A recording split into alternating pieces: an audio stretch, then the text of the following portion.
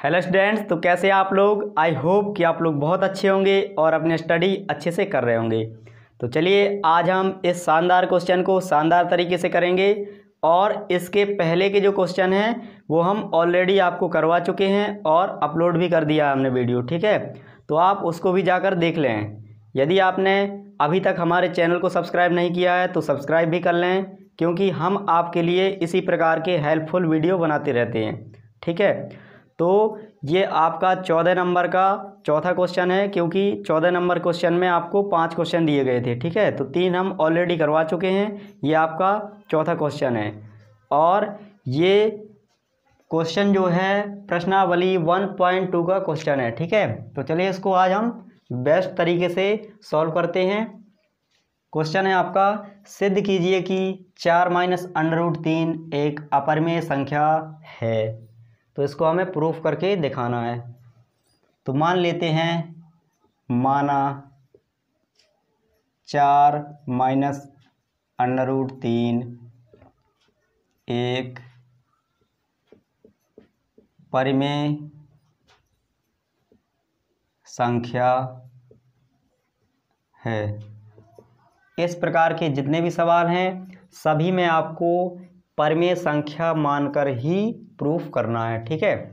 तो हमने मान लिया कि एक परिमेय संख्या है और आप इस बात को भली भांति जानते होंगे कि परिमेय संख्या जो आपकी होती है वो कैसी होती है, P/Q के रूप में होती है ना।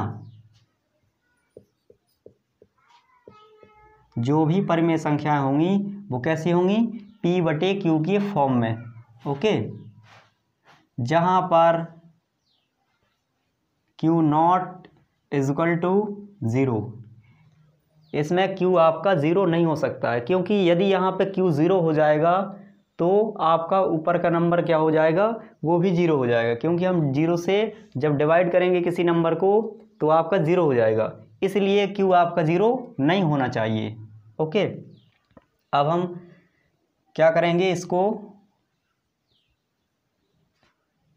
परिमेय संख्या के रूप में लिखेंगे, ठीक है। तो परिमेय संख्या हमने बताया जैसे P/Q उसी प्रकार A/B भी हम लिख सकते हैं। तो हमने मान लिया कि 4 - √3 बराबर A/B। जहाँ पर यहाँ पे लिखेंगे, जहाँ A व B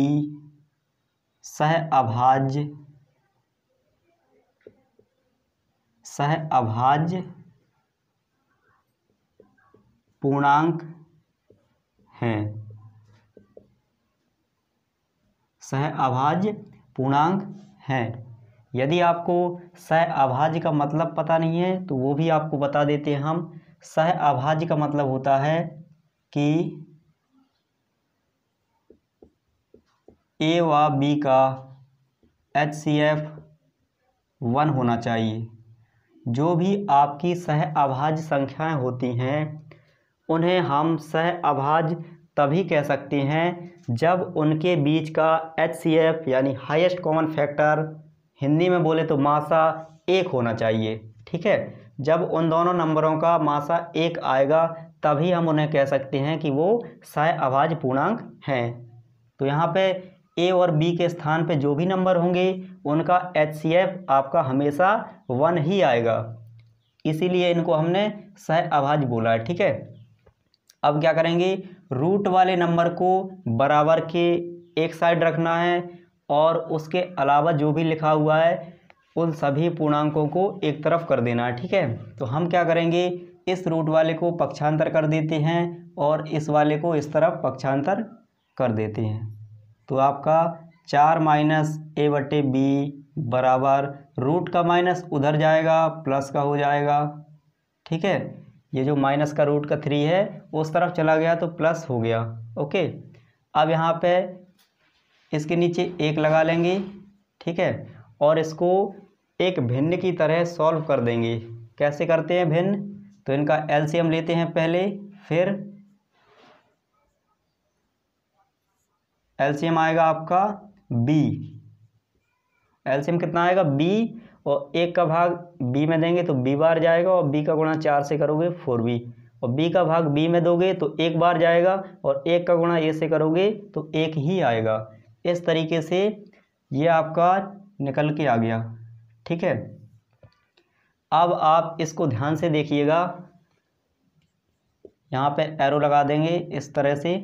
ठीक है, अब इसको आप ध्यान से देखिएगा, 4 और ये b इसमें और a, यही 3 लोग दिख रहे हैं ना, तो ये 3 क्या हैं? आपके पूर्णांक हैं, क्योंकि आपने पढ़ा होगा कि पूर्णांक आपके 0 से लेकर के जो भी नंबर्स होते हैं 0 1 2 3 4 ये सारे क्या होते हैं? पूर्णांक।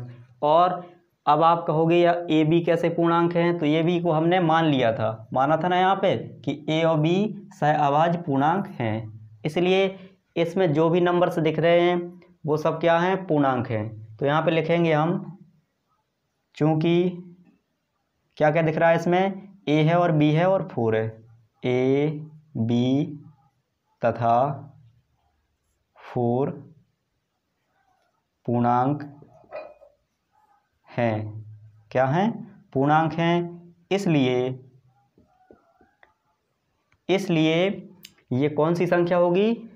परमेय संख्या, क्योंकि जो परमेय संख्याएं होती हैं वो आपकी पूर्णांकों से मिलकर ही बनी होती हैं, इसलिए हम इसको क्या कहेंगे कि ये आपकी परमेय संख्या है। तो यहाँ पे लिख देते हम 4b minus a upon b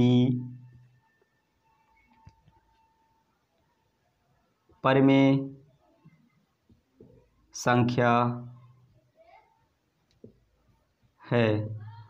ठीक है, हमने इसको प्रूव कर दिया कि ये परमेय संख्या है। तो इसके बराबर में ये लिखा हुआ है √3, तो ये भी आपका परमेय संख्या कहलाएगा। ठीक है, अतः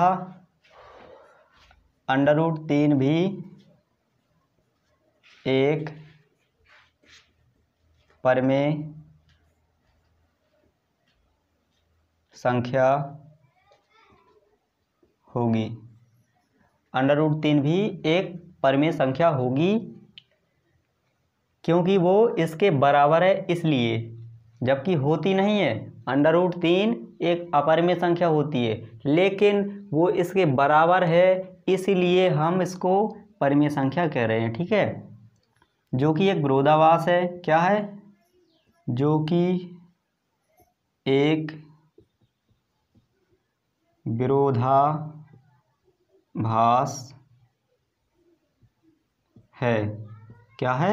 विरोधाभास है, क्योंकि वो उस चीज़ का विरोध कर रही है। ठीक है, हमने तो उसको कह दिया कि आप परमेय संख्या हो, तो ये भी परमेय संख्या है, लेकिन वो उस चीज़ का विरोध कर रही है। वो कह रहा है कि नहीं, मैं अपरमेय संख्या हूँ, ना कि परमेय संख्या। लेकिन हम उसको बोल रहे हैं कि नहीं, आप परमेय संख्या के बराबर हो तो परमेय संख्या ही हो।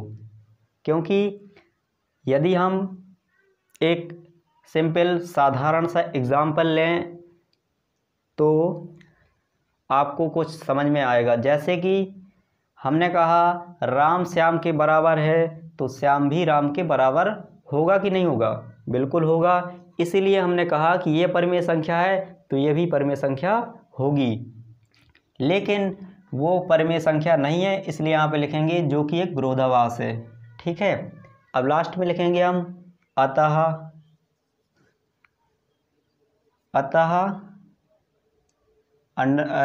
4 माइनस √3 एक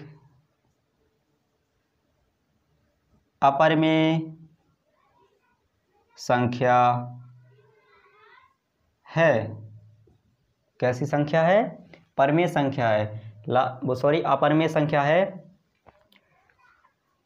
इस सवालों में आपको एक चीज़ समझ में आ रही होगी कि हमने इसको अपरमेय संख्या को परमेय संख्या मान के प्रूफ करने का प्रयास किया।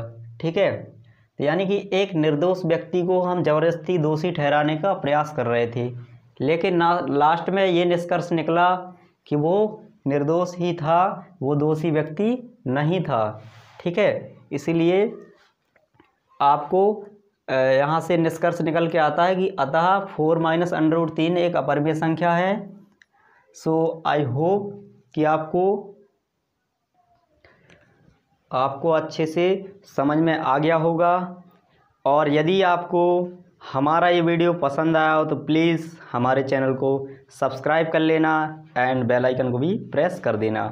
और ये आपका बहुत ही इम्पोर्टेंट क्वेश्चन है, इसको आप यूँ समझिए कि ये क्वेश्चन आपके बोर्ड एग्ज़ाम में छपने ही वाला है, ठीक है। तो इसको आप इग्नोर मत कीजिएगा, इसको आप अच्छे से रट लीजिएगा, ठीक है। तो हमें उम्मीद है कि आप इसको अच्छे से सीख लेंगे।